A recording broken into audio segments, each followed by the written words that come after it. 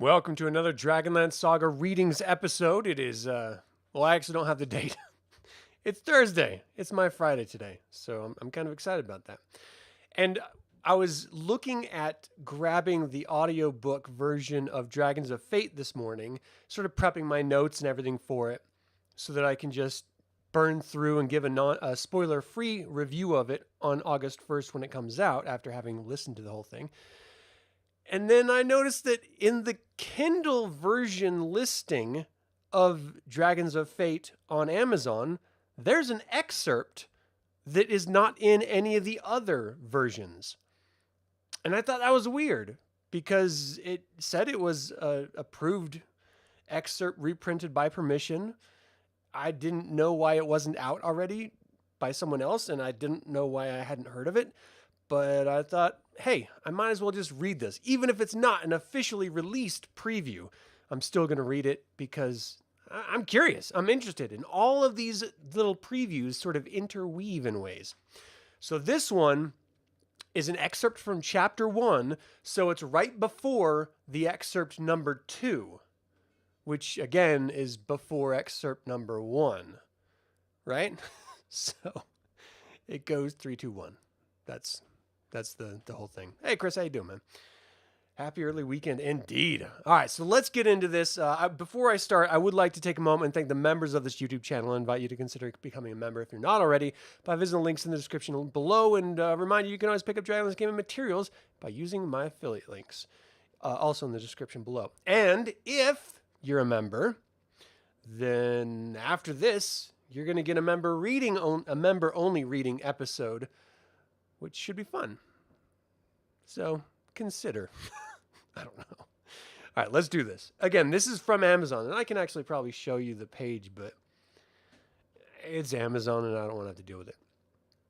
All right, here we go. Here we go.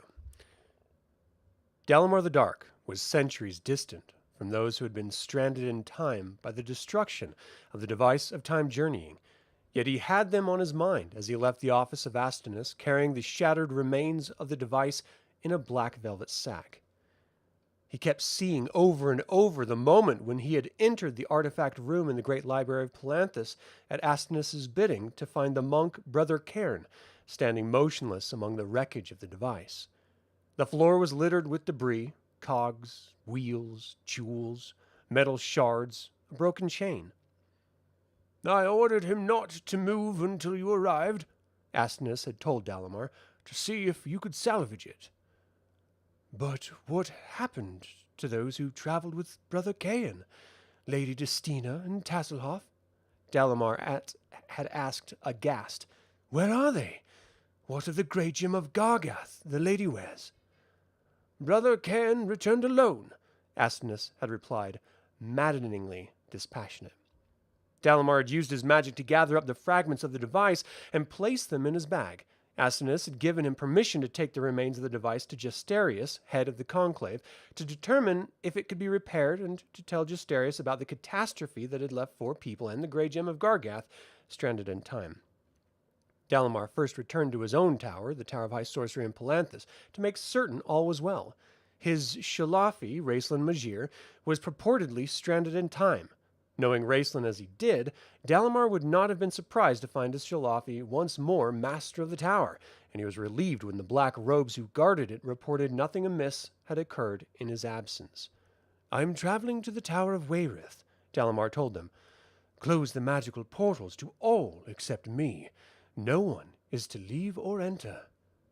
Having no idea how long he would be gone or what dangers he might face, Dalamar replenished his spell components and selected a variety of magical scrolls with spells that could be cast swiftly at need. As he worked, he considered reporting what he had learned about the whereabouts of the Graygem to the gods of magic. They knew chaos was roaming the world, but nothing more. And the other gods did not know that much. The gods of good and those of evil all believed the Graygem was still in hiding, as it had been for thousands of years. If Astinus was the god Gillian, as some believed, he alone knew it had gone back in time. Yet Dalamar had no fear Astinus would intervene. He never intervened, but merely recorded what he saw as he sat with his hand on the sphere of time. When the world ended, the last sound would be the scratching of Astynos's pen. "Better if I deal with this disaster quickly and quietly, without divine interference," Dalamar said to himself. He did not have time to send word to Justarius that he was coming. Walking the paths of magic, Dalamar arrived at the Tower of Wayreth without warning, and the sudden appearance of the master of the Tower of Palanthas materializing in the entry hall threw the guardian mages into confusion and alarm. Every master refurnished the tower to suit himself or herself. Since mages came from all over Anslon to take their tests at the Tower of High Sorcery in Wayreth, Justarius had designed the entry hall to be welcoming. Tapestries celebrating magic lined the walls. A rug carpeted the cold marble floor. The guardian mages were playing at Kaz on a board they had set up when Dalamar's arrival triggered the warning bell that sounded throughout the tower. The two guardians jumped to their feet, ready to defend their posts. Both immediately recognized Dalamar, who was the only elf archmage to ever take the black robes. "I must speak to Justarius," said Dalamar. The guardians sent for the chief apprentice. Once she recovered from her shock, she approached him. "Master, this is unexpected." Dalamar cut her off. "I must speak to Justarius in a matter of utmost urgency." "I fear the master is not here, sir," the apprentice told him. "He's traveled to his home to dine with his wife and their new baby daughter." "Fetch him," said Dalamar. "Now." "Yes, master. Right away, master." She escorted Dalamar to one of the antechambers where the students usually waited to take the test. The small room was furnished with chairs and a table where nervous applicants could study their spells. Dalamar had forgotten until the apprentice mentioned dinner that he had not eaten all day. The apprentices served him bread with clotted cream and honey and brought a flagon of elven wine. By the time he had finished his meal, Justarius had returned. Justarius was in a good mood following his visit with his family, but when he saw Dalamar's expression, his pleasure evaporated. "What has happened?" Dalamar glanced about. The apprentices had disappeared, leaving the two alone, but the walls have ears, especially in magical towers, and he did not want to say more than necessary. "The Graygem." Justarius was grave. "We will go to my quarters. We can speak in private there." He escorted Dalamar to his private chamber. People were always amazed that the two men were so vastly different and should have been sworn enemies were in fact extremely good friends. Both were dedicated to the magic and to the gods they served. Justarius was a human in his early 50s who wore the red robes of those dedicated to Lunatari, the neutral goddess of the red moon. He walked with a crutch, for his test in the tower had left him crippled in body, though stronger in spirit and resolve. He was still hale and fit, only the few strands of gray in his hair and beard gave evidence of his age. Dalamar was a Sylvanesti elf with black hair and almond eyes. He wore the black robes of Nuatari, the god of the dark moon. He was over 100 years old and in the prime of his life. Acting as a spy for the Conclave, Dalamar had served Raistlin Magir all after his Salafi had claimed the Tower of High Sorcery in Palanthas. Raistlin had discovered his betrayal, and Dalamar still bore the marks of his Shalafi's wrath on his flesh. The master's quarters were designed for comfort rather than elegance, with several large overstuffed chairs that were cozily shabby. The walls were lined with shelves of books. Justarius placed a warding spell on the door and, leaning on his crutch, turned to his companion. "You spoke of the Graygem. You have news?" "The worst possible," said Dalamar grimly. "Lady Destina and the Graygem have traveled back in time to the Third Dragon War. Tasselhoff Burford is with her, as are Sturm Brightblade and Raistlin Magir, both men very much alive. That is the bad news. This is what makes bad news worse." He placed the velvet bag on the table and opened it. "Look inside." Justarius peered into the bag and saw a rod, 2 orbs, a chain, myriad jewels, and bits and pieces of broken metal. Justarius stared at the objects in what appeared to be confusion. Then he realized what he was seeing and looked up at Dalamar in horror. "Is that—" Justarius couldn't finish. "The device of time journeying," said Dalamar, "or rather, it was the device. Right now it is a collection of junk. It blew apart, leaving those who went back in time stranded." Justarius gaped at him, bereft of speech. Dalamar sighed and ran his hand through his long black hair. "I was hoping you and I might be able to repair it. If so, we could send someone back to rescue them." "We can try to fix it," Justarius said, but he didn't sound hopeful. let's just take it to my laboratory. The laboratory was the beating heart of the Tower of High Sorcery. Here, mages conducted experiments to create new spells or worked to perfect or enhance old ones. The walls were lined with metal shelves containing jars and bottles and canisters of spell components, all neatly labeled and placed in alphabetical order. Since the risk of fire was high, given the nature of some of the spells, no spellworks were kept within the laboratory, although they could be brought inside. Those who worked or studied here sat on metal stools. The familiar smell of spell components enveloped Dalamar as he entered. Pungent spices, acrid chemicals, drying herbs, and the sickening smell of decay. He glanced swiftly about. He did not expect to see any secret experiments. Jasterius was far too careful for that. But he might gain some idea of the field of study the Archmage was pursuing. He saw nothing of interest, however. Apprentices working in the laboratory jumped to their feet in respect when the two masters entered. Jasterius ordered them away, shut the door, and cast a locking spell on it. Dalamar carefully emptied the bag onto a marble work table, whose smooth surface contained no runes or any other symbols of magic that might interfere with the magic of the device. Jasterius gazed in dismay at the pile of glittering jewels, the numerous tiny cogs and small wheels, the chains and orbs. "Did you find all the pieces? Is this everything?" And that is the end of this preview. So that actually makes a lot of sense in relation to the last preview that I had read, the last excerpt, where they're going to a third party, another woman, and asking her, "Hey, can you fix this?" I was complaining that, well, why don't they just try to fix it since they're masters of towers of high sorcery?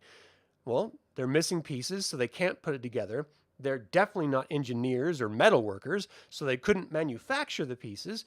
So it makes sense that they would then go to a metal worker in order to do that. And then, of course, the person they go to makes perfect sense because, of course, they are like a daughter of the one who made that magical time-traveling clock that we saw in Dragons of Summer Flame, I believe it was. Or not Summer Flame, but Dragons of Vanished Moon, or whatever the first War of Souls novel was. All right. Hey, Charlie, how you doing, man? Any interest in the new Baldur's Gate 3 game coming out? Not really. I'm in the middle of a couple different games, actually. So I'm playing The Last of Us Part 1 for PC, the new remastered one that just came out last year. Finally, now that my PC can handle it. And I'm still wrapping up like Lego Skywalker Saga and stuff like that. So I don't know. If it's really good, then maybe I'll take a look at it. Malcolm, thanks for tuning in. Good to see you. It's so cool getting to see these stories with these great characters, pictures where the setting was just a few years ago. You're pumped. I'm with you, Chris. This setting was dead a few years ago, and now it is thriving again, and I'm super stoked about it.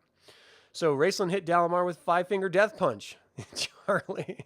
Yeah, kind of. I mean, it was more of a delicate love tap, I imagine, that just seared him. I bet, like, Dalamar had no idea it was coming. He was just like, "Open your shirt." Or he was like, "Open your shirt." And Dalamar was like, "Okay." And Raceland was just like, "Kaya!" Sort of got him. All right, what's the one thing you guys want to see in this second novel? Lord Soth, Charlie. Well, this is definitely before Lord Soth's time because we're back in the Age of Might with Huma and Magius. So Lord Soth wasn't even a twinkling in his ancestors', you know. You know. So, I mean, ultimately, we're not going to see Soth. We're going to, maybe we see Dracos. That would be kind of cool.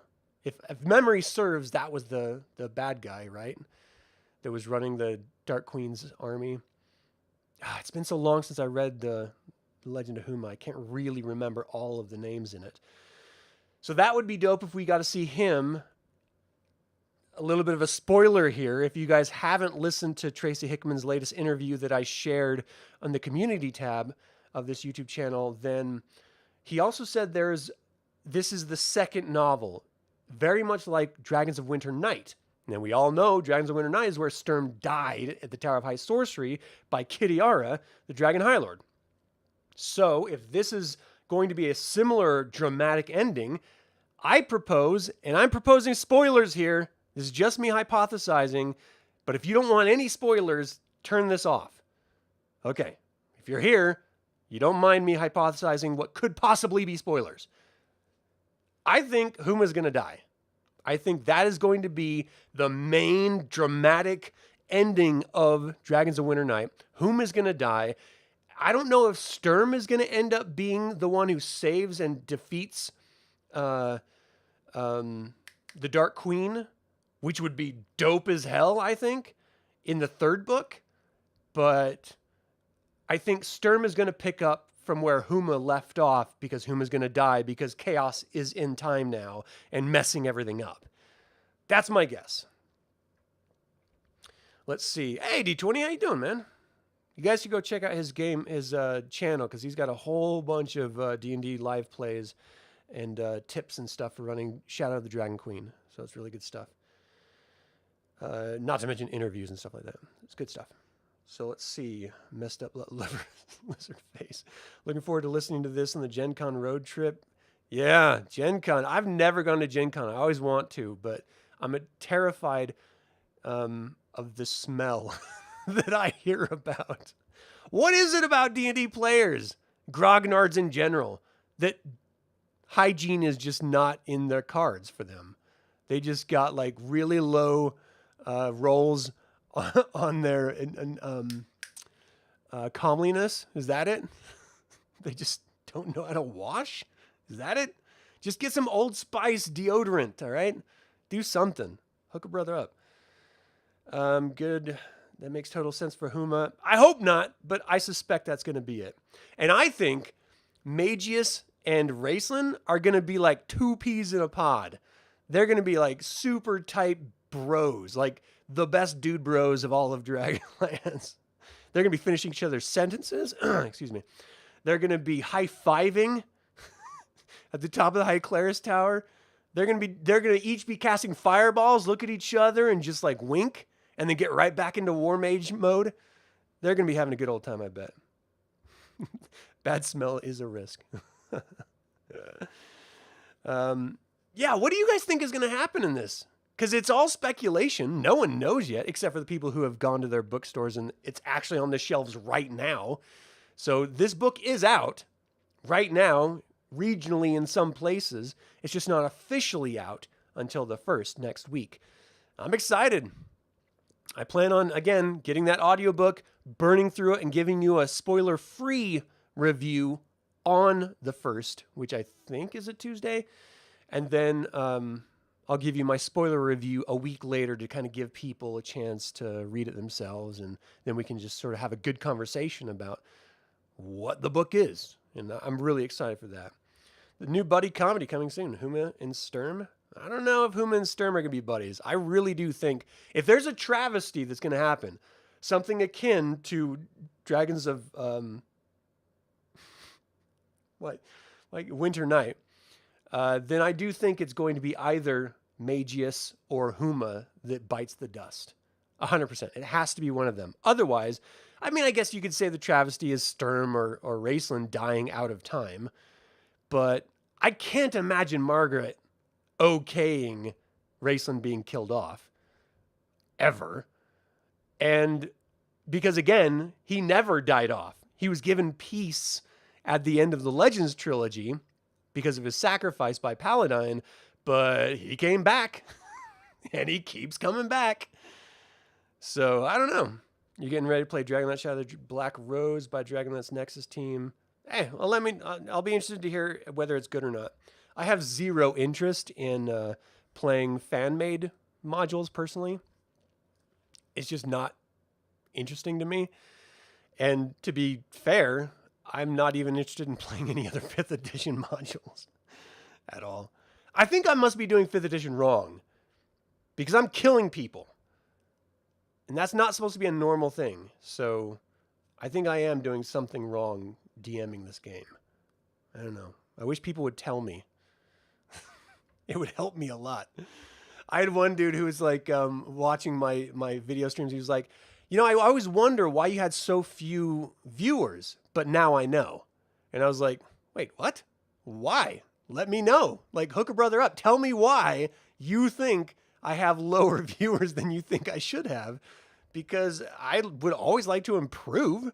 I'm not trying, and that's not necessarily just the gaming stuff, but just my regular lore videos. Like, I want to improve. So you got to tell me what I'm doing wrong, people. Like, that's how this thing works. I give you a better product when you tell me how to fix it. Because I'm only doing what I know. And if it's not good enough, then you got to tell me. That's how it works. Very hard to die in 5th E. Not apparently. Not apparently at all, Charlie. I've been killing people left and right. Last game, I just murdered off 2 people. The 2 games before that, I murdered 1 off. And I'm not trying. That's the thing. I'm not intending to do it. It's just the natural course of the adventure and the decisions they make. All right. Anyway, hey Doc, how you doing, man? Second is best. Yeah. All right. Well, that's kind of it. I just wanted to give you this review or this excerpt that I saw that I hadn't read before and I wasn't aware was even out there. And I've done that now. So you've killed several at the end of Shadow of the Dragon Queen. It gets harsh. Oh, really? All right. All right. I will be prepared for that then. Everyone needs to be emotionally prepared, players. Take a deep breath. It's going to be okay. We'll get through this together. I promise. It's all for the betterment of the story, ultimately. You know, I'm not like trying to murder people. All right. That's it, everyone. Thank you so much for tuning into this DragonLance Saga reading. What did you think of this excerpt? Are you excited to hear more about Dalamar and Justarius?